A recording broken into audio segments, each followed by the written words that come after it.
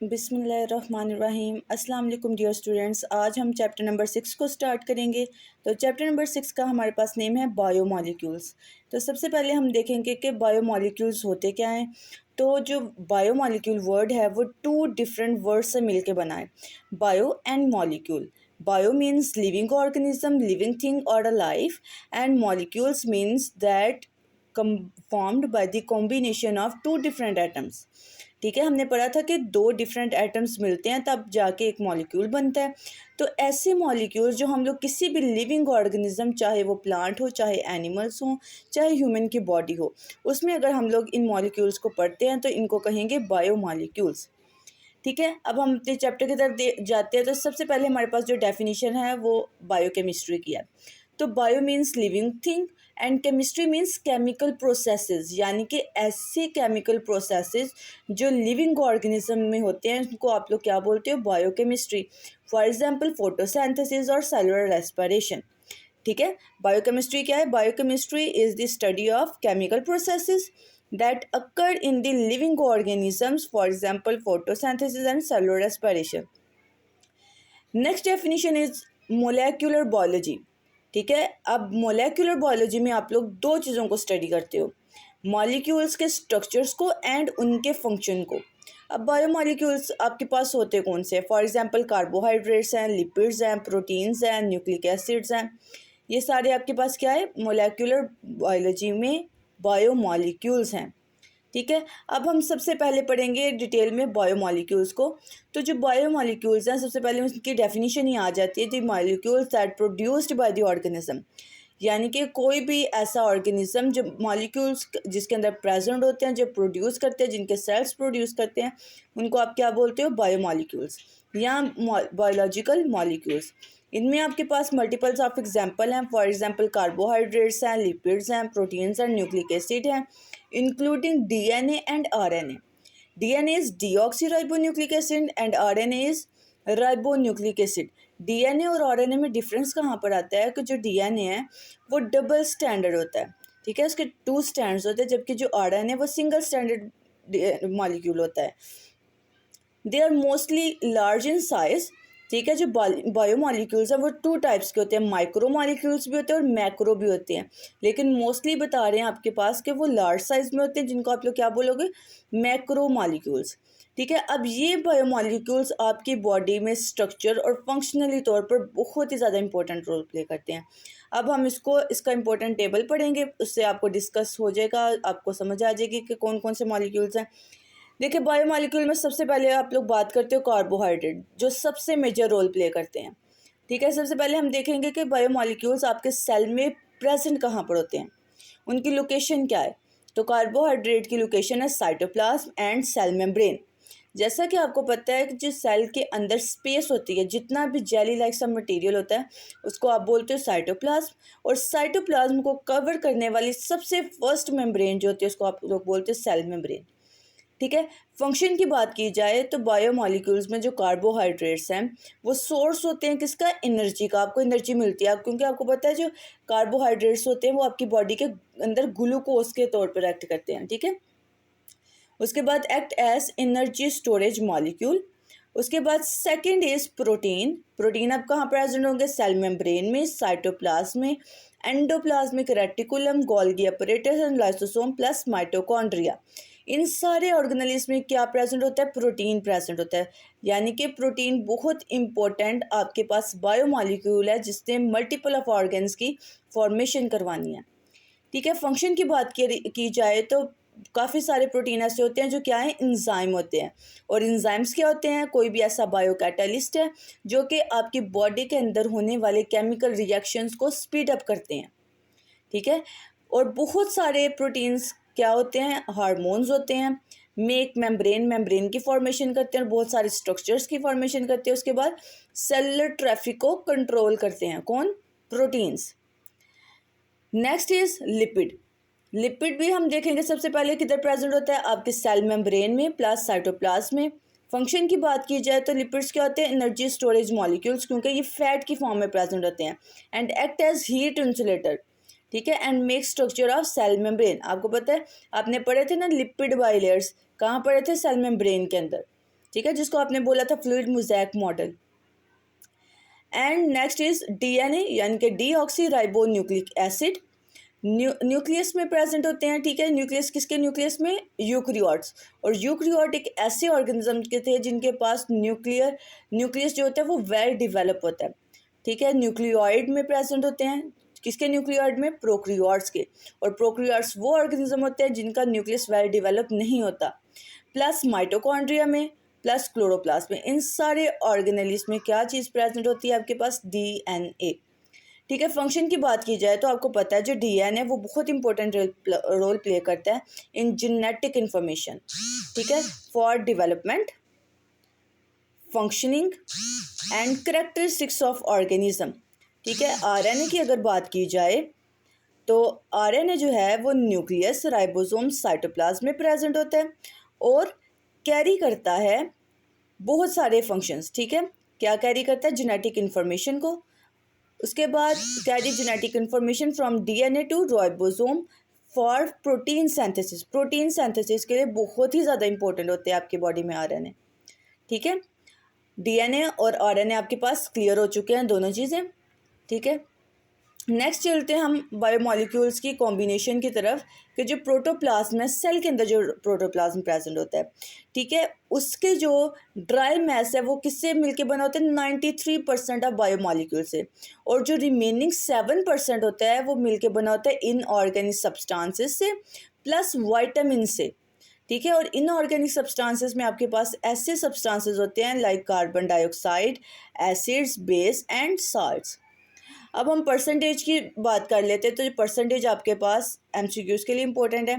ठीक है, बायोमोलिक्यूल्स की अगर परसेंटेज देखी जाए तो प्रोटीन कितने परसेंट प्रेजेंट होगा? 50, nucleic acid 18%, carbohydrates 15% and lipids is 10%। ठीक है, ये ड्राई मैस किसका बताया जा रहा है? प्रोटोप्लाज्म का। उसके बाद हमारे पास है 3 important definitions: metabolism, anabolism and catabolism.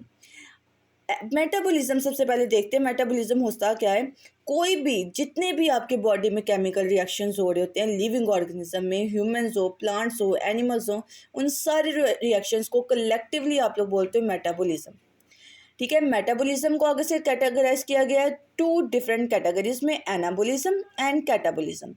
Anabolism ऐसा मेटाबॉलिक सिस्टम है, ऐसी मेटाबॉलिक एक्टिविटी है जिसके अंदर सिंपलर सब्सटेंसेस कंबाइन होते हैं और एक कॉम्प्लेक्स सब्सटेंस बना देते हैं। ठीक है, सिंपलर सब्सटेंस मिलेंगे और क्या बना देंगे? Complex substance. और इस प्रोसेस में एनर्जी यूज़ होगी, क्योंकि देखिए बन रही है कोई चीज़, बड़ी चीज़ बन रही है, इसलिए इस वजह से क्या होगा? इस रिएक्शन में एनर्जी यूज़ होगी। Second is catabolism. कैटाबॉलिज्म एक ऐसा मेटाबॉलिक प्रोसेस है जिसके अंदर कॉम्प्लेक्स मॉलिक्यूल्स की ब्रेकडाउन होती है और वो सिंपल मॉलिक्यूल्स में कन्वर्ट हो जाते हैं और इस रिएक्शन में क्या होगा? एनर्जी रिलीज हो जाएगी। ठीक है, उसके बाद हम लोग चलते हैं नेक्स्ट अपने न्यू टॉपिक पे, जो है आपके पास कार्बोहाइड्रेट। अभी तक हम लोग सिर्फ बायोमॉलिक्यूल्स के पढ़ते गए हैं, हमने बायोकेमिस्ट्री पढ़ी है, हमने पढ़ा बायोमॉलिक्यूल्स होते हैं। ठीक है, फिर हम लोगों ने पढ़ा मॉलिक्यूल्स जो होते हैं वो मैक्रो मॉलिक्यूल्स बहुत सारे होते हैं, फिर हमने उनकी टाइप्स पढ़ी, उनकी लोकेशन देखी। ठीक है, फिर हमने देखा कि वो उनका फंक्शन क्या क्या है। फिर उसके बाद हमने मेटाबॉलिज्म पढ़ा और मेटाबॉलिज्म की 2 टाइप्स पढ़ ली। अब हम पढ़ेंगे कार्बोहाइड्रेट्स, जो कि मैक्रो मॉलिक्यूल है। ठीक है, क्या है? Macro molecule. कार्बोहाइड्रेट में जितने भी टाइप की आप लोग शुगर्स होगी वो देखोगे। फॉर एग्जांपल शुगर आप लोग घरों में भी देखते हो, वो भी शुगर आपके पास है। उसके अलावा जो प्लांट के अंदर बनती है, ग्लूकोज, फ्रुक्टोज, लैक्टोज, माल्टोज। ठीक है, कितने फॉर्म्स के जो आपके मिल्क में लैक्टोज प्रेजेंट होता है। तो मल्टीपल ऑफ टाइप की जो भी आपके पास प्रेजेंट है शुगर, उनको वो सब किस कैटेगरी में फॉल करते हैं? कार्बोहाइड्रेट्स में। ठीक है, सबसे पहले कार्बोहाइड्रेट का मतलब क्या है? Means hydrated carbon. ठीक है, carbohydrate means hydrated carbon.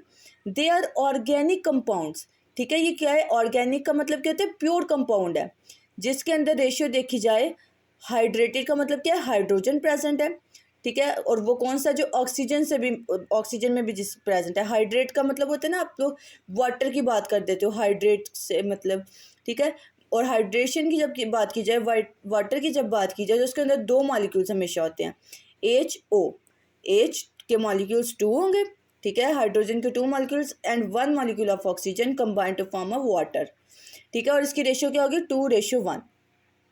They are also known as, और इनको आप लोग क्या बोलते हो कार्बोहाइड्रेट्स को, सैकराइड्स। सैकराइड्स का मतलब क्या होता है, शुगर। क्लियर स्टूडेंट्स, कार्बोहाइड्रेट्स हैं जिनको आप लोग हाइड्रेटेड कार्बन्स बोलते हो क्योंकि इसके अंदर वाटर की भी अमाउंट प्रेजेंट होती है प्योर।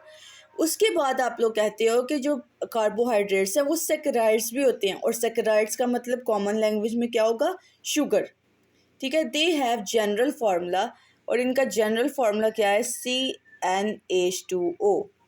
ठीक है, अब देखिए अगर आप लोग इस CnH2O में, N का मतलब क्या होता है, नंबर। अब इसमें अगर आप लोग शुगर का मॉलिक्यूल का कोई भी पुट करना चाहते हो तो आप लोग क्या करोगे, फॉर एग्जांपल ग्लूकोज ले लेते हो आप लोग। ठीक है, ग्लूकोज में क्या होता है, C6H2 की जगह H12 एंड O6, तो क्या फार्मूला बन जाता है, ये क्या है, ग्लूकोज। ठीक है, इसी तरह से अब हम देखते हैं ये जो फार्मूला है इसके अंदर N क्या है, नंबर ऑफ कार्बन एटम्स। ठीक है, इसमें 3 क्लासेस पढ़ेंगे हम लोग कार्बोहाइड्रेट्स की। Monosaccharides, mono means 1, saccharides mean sugar, disaccharides mean 2, polysaccharides mean many. ठीक है, एक शुगर का molecule, 2 molecules and more than 2 molecules.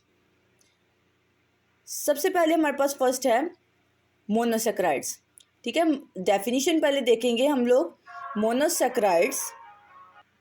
Monosaccharides simple sugars. ठीक है, मोनोसैकराइड्स क्या है, simple sugar are made up of single sugar molecules. ठीक है, मोनो मीन्स 1 यानी कि single sugar molecule, and they are easily soluble in water, और ये जो मोनोसैकराइड्स होते हैं वाटर में बहुत इजीली सॉल्युबल हो जाते हैं। ठीक है, यानी कि डिज़ोल्व हो जाते हैं, और इनका टेस्ट कैसा होता है, sweet. They have 3 to 7 carbon atoms, और जबकि सी और कार्बन के एटम इनके पास कितने होते हैं, 3 से लेकर 7 तक हो सकते हैं। ठीक है, जैसे ग्लूकोज में हमने पढ़ा, इसमें हमने क्या पढ़ा, C6। ठीक है, अगर 5 कार्बन की बात की जाए तो हम इसको क्या बोलेंगे, पेंटोस। 6 कार्बन होंगे तो हेक्सोस। तो ये क्या है आपके पास, पेंटोस और हेक्सोस दोनों क्या है, बहुत कॉमन है। अब हम लोग एग्जाम्पल की तरफ जाएं तो सबसे पहले हम लोग एग्जाम्पल देखते हैं राइबोस। ठीक है, राइबोस का मतलब क्या है, हमने पढ़ा ना डीऑक्सी राइबो न्यूक्लिक एसिड, तो उसमें क्या है, राइबोस शुगर होती है। अब राइबोस क्या है, C5H10 एंड O5 मॉलिक्यूल्स हैं, और डीऑक्सी राइबोस की बात कीजिए C5H10 एंड O4। देखिए C5 दोनों में, H भी दोनों में 10 है, O यानी कि ऑक्सीजन का मॉलिक्यूल चेंज हो रहा है, और ऑक्सीजन कितने हैं यहाँ पर 4, और राइबोस में कितने हैं 5। ठीक है, और इनको क्या बोलते हो आप लोग, पेंटोस। पेंटोस दोनों को क्यों बोला, क्योंकि दोनों के अंदर यहाँ पर भी देखिए आप 5 कार्बन के मॉलिक्यूल्स, यहाँ पे भी क्या है, 5 कार्बन के मॉलिक्यूल। उसके बाद है ग्लूकोज, फ्रुक्टोज या ग्लैक्टोज, ये सारी क्या है, हेक्सोस, यानी कि हेक्सोस का मतलब क्या है, 6। इनके पास क्या है, देखिए 6 कार्बन के मॉलिक्यूल्स, H12 एंड O6। उसके बाद ये आपके पास 2 डिफरेंट स्ट्रक्चर्स हैं, राइबोस का स्ट्रक्चर है और डीऑक्सीराइबोस का स्ट्रक्चर है। ये आप लोगों ने अच्छे तरीके से प्रैक्टिस करनी है इन पेंटोस शुगर्स की। ठीक है, क्योंकि ये न्यू चैप्टर है आपका, ये पहली 9th क्लास की बुक में नहीं था, तो अब की बुक में है, तो आप लोगों को अच्छे तरीके से प्रिपेयर करना चाहिए कि अगर पेपर में आए तो आप लोग अच्छे तरीके से इसको ड्रा कर लो, ये प्रैक्टिस से ही आएगा आपको। उसके बाद आप लोग देखें कॉमन पेंटोस, ये भी आप लोग देखें, कॉमन हेक्सोस। पेंटोस हमने पढ़ लिया, कॉमन हेक्सोस है, इसके भी 3 स्ट्रक्चर्स हैं, ये आपने अच्छे तरीके से करने हैं, ग्लूकोज का, ग्लैक्टोज का एंड फ्रुक्टोज का। इनके बस थोड़े से पोजीशन में चेंज आ रहा है, अगर आप लोग गौर से देखें बाकी सारा स्ट्रक्चर सेम है। ठीक है, यहाँ पर देखें H ऊपर है और नीचे HO है, लेकिन यहाँ पर इनकी पोजीशन आगे चेंज कर दी गई है। ठीक है, देखो ऊपर CH2OH, इधर भी CH2OH। अब यहाँ पर इस वाले ऑक्सीजन मॉलिक्यूल की जगह क्या लगा हुआ है, कार्बन के साथ ये H2OH का मॉलिक्यूल अटैच है। ठीक है, बाकी ये वाला देखें H ऊपर OH नीचे, ये भी बाकी सारा इसका भी सेम है। ये दो मोस्टली एक दूसरे से रिजेंबल करते हैं, ये थोड़ा सा डिफरेंट है। ठीक है, फ्रुक्टोज का। चलें नेक्स्ट हम लोग देखते हैं डाइसैकराइड्स। तो डाइसैकराइड्स क्या हैं, they are made up of 2 monosaccharides unit.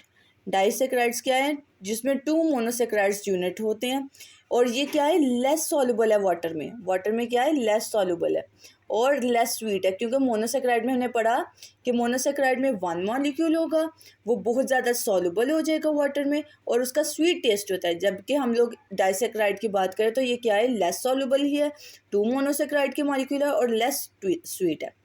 Example की बात की जाए तो इसमें टू एग्जाम्पल हमारे पास सुक्रोज एंड माल्टोज। सुक्रोज आपके पास टेबल शुगर है, जैसे आप लोग पढ़ते हैं ना टेबल साल्ट, जो आप लोग घरों में इस्तेमाल करते हो, NaCl, ठीक है, तो सोडियम क्लोराइड। इसी तरह से आप जो घरों में शुगर इस्तेमाल करते हो वो क्या है, सुक्रोज, यानी कि टेबल शुगर। और इसमें क्या होता है, टू मोनोसेक्राइड्स के मॉलिक्यूल, और वो कौन कौन से, ग्लूकोज प्रेजेंट होते हैं और फ्रुक्टोज, ग्लूकोज और फ्रुक्टोज मिलकर सुक्रोज बना देती है।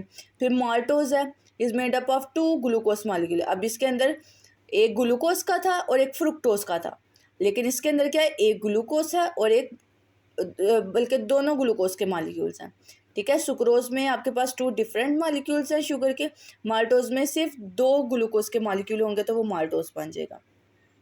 इसी तरह से देखिए, ऊपर हमने जब पढ़े हैं जो स्ट्रक्चर्स देखे थे वो सिंगल स्ट्रक्चर था, क्योंकि वो वन मॉलिक्यूल था सेक्राइड का। अब आपके पास दो स्ट्रक्चर्स मिलेंगे, ये दो, तब एक शुगर का मॉलिक्यूल बनेगा, ठीक है, एक सुक्रोज का। फिर ये दो मॉलिक्यूल्स मिलेंगे, फिर एक आपके पास माल्टोज का बनेगा, ठीक है। ये देखिए, ग्लूकोज का सब यूनिट है, फ्रुक्टोज का सब यूनिट है, तब आपके पास सुक्रोज बन जाएगा, और एक ग्लूकोज का फिर दूसरा भी ग्लूकोज का, यानी कि दो ग्लूकोज के मॉलिक्यूल, यानी कि दोनों same structure, exact same structures हैं, आप लोग देखें कोर्स से, ठीक है। तो आपके पास, और ये अटैच किससे हो रहे हैं, O बॉन्ड से, ऑक्सीजन से, ठीक है। तो एक आपके पास माल्टोज का शुगर बन गया था। इंशाल्लाह आज के लिए इतना ही काफ़ी है। नेक्स्ट वीडियो में हम लोग पॉलीसेकेराइड को डिटेल में स्टडी करेंगे। तब तक के लिए स्टूडेंट्स, अल्लाह हाफिज़।